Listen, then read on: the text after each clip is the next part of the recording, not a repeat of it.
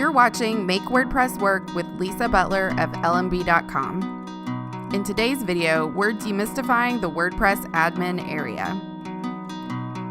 In this video, you'll learn how to customize your dashboard, essential settings for your site, media settings for same width images, and how to set your user settings. Let's get started. So here I'm logged into the WordPress admin area. You can find your admin area at yourdomainname.com/wp-admin. This is going to be the first thing that you see every time you log into your website, so you want to optimize it in a way that works for you. So the first thing we're going to do is open up this Screen Options tab in the top right corner, and you can see that you can hide any of the boxes that are shown. By default, this WordPress News box is shown, and you might not be interested in that, so you can always click and hide that. Also, if you notice, I have the Yoast SEO plugin installed, and they've added their own box to the dashboard. Typically, different plugins might add different reports to your dashboard, and so it depends on how important that is to you. Your site stats you might want to keep on your dashboard, but this Yoast SEO posts overview just tells you how many of your posts have a good score and how many don't. So you really don't necessarily need to have that on your dashboard. So you can just check the button next to that and hide it. So some of the default boxes, you have your at a glance, which is going to tell you how many posts and comments you've got, what theme you're running, and how many pages you have. Then you've got recent activity, which is going to show you your blogs that are recently published and also your recent comments. I like to keep that one because something that I like to do when I log into my WordPress site is I'll click on the spam and trash, and I'll go ahead and empty those out. So this gives me easy access to those. Also, you can reply directly in your dashboard to any comments, which is also pretty handy. I also like the quick draft box because you can jot down any blog post ideas really quickly if that's where you like to store them. You just put in your title and a little note to remind you of what you want to write about, and you can save the draft and go back to it later. It's also going to show up in your recent activity as a draft so you can access it later.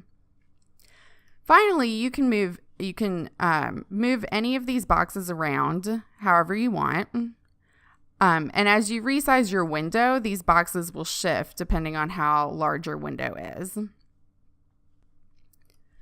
So the thing about the Screen Options tab is it actually shows up on most of the pages within your admin area. So I've gone over to the Post section, and I'm going to show the Screen Options there. Now, you'll see since I have the Yoast SEO plugin added, it actually has a few more options that I can add. So I can show my SEO title, meta description, and focus keyword if I want. But if you're viewing on a smaller screen, this can start getting really crowded. And sometimes when you activate a plugin, it might just automatically add these features. And so if you're noticing that there's just really not enough space for your posts, you can go into your screen options and hide some of these different features so you can see the information that's most important to you. The other cool feature about this is you can actually show how many items are on the page. So if you're bulk editing your posts and you need to change categories for a number of posts at once, then you can change the number of items per page so that you're able to edit more than once, one at a time. Just keep in mind that the more items that you load, the longer it's going to take the page to load, and the longer it's going to take any of your edits to go through the system.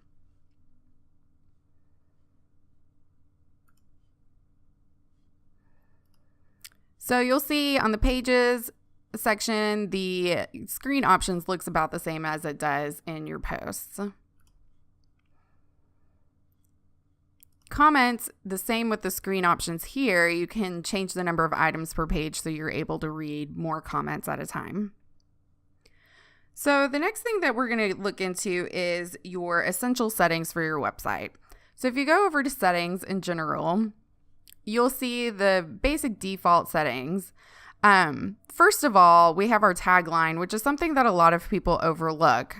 But this is going to show up in search engines a lot. So I definitely recommend editing that to be more descriptive about what your site is about. It may not necessarily show up on the front end of your website, but it may show up in search engines. So it just makes it a bit more clear when people are looking for your website. The other important thing to look at is your time zone, and make sure that you find the time zone closest to your city. So mine is going to be, I'm in the central time zone, so I'm going to look for Chicago or Dallas. In this case, it's going to be Chicago. And that will update my time and make sure that when I schedule posts, they're published when I expect them to be.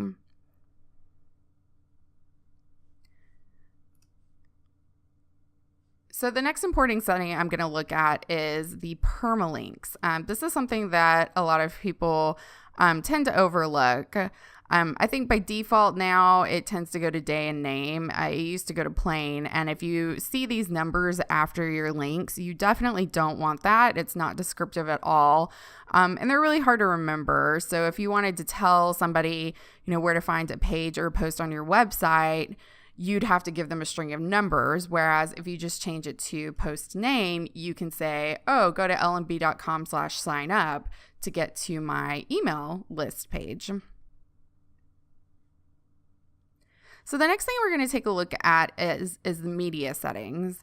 This is also often overlooked, but the cool thing about it is you can actually have WordPress automatically resize your images for you using these media settings, because WordPress will create different files of each image that you upload based on the sizing that's in this page.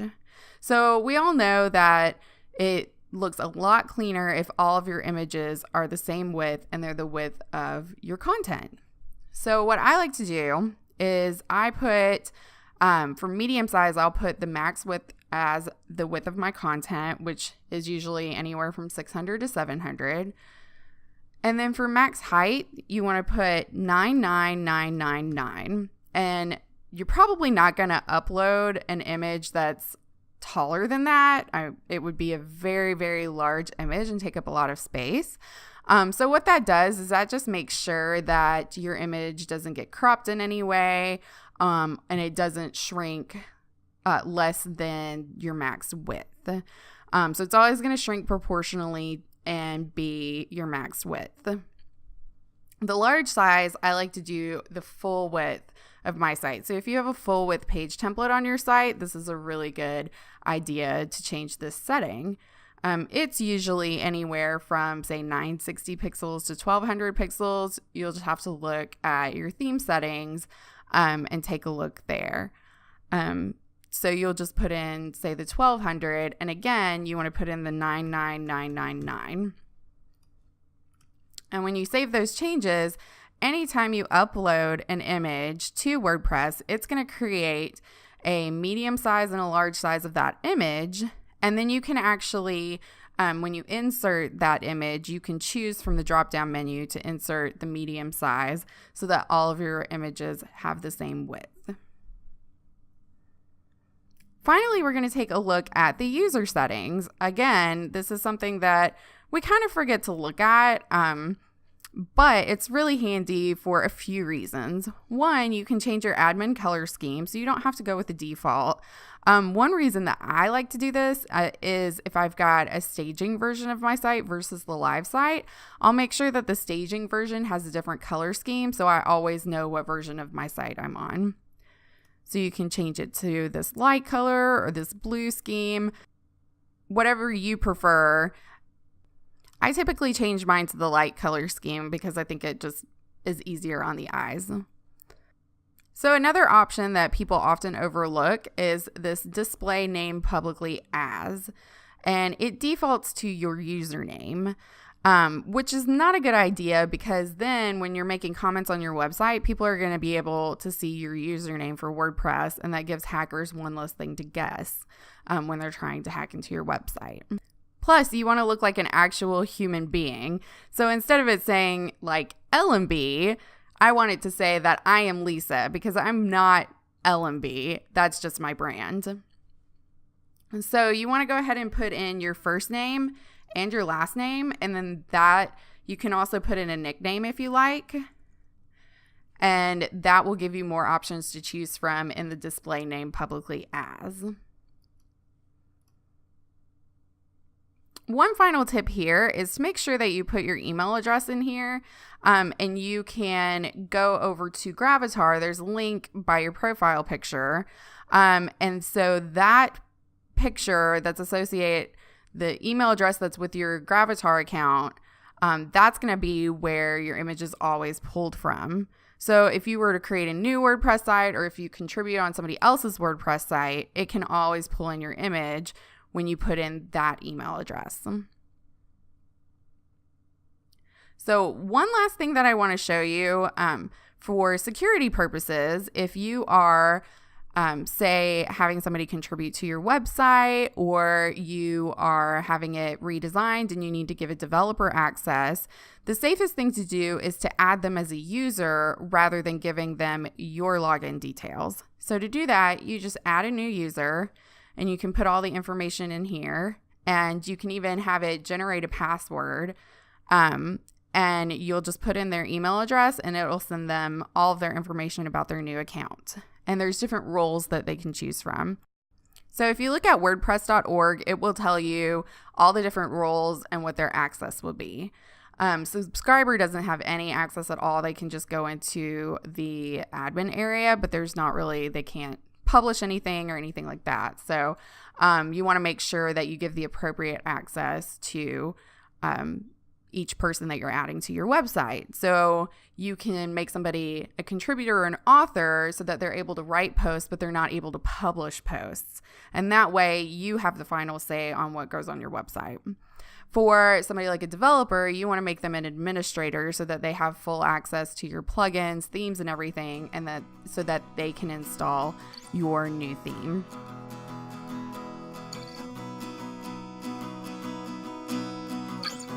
Thanks so much for watching. Find more tips and tricks on using WordPress at elembee.com. And be sure to check out the description below to download an essential WordPress settings checklist.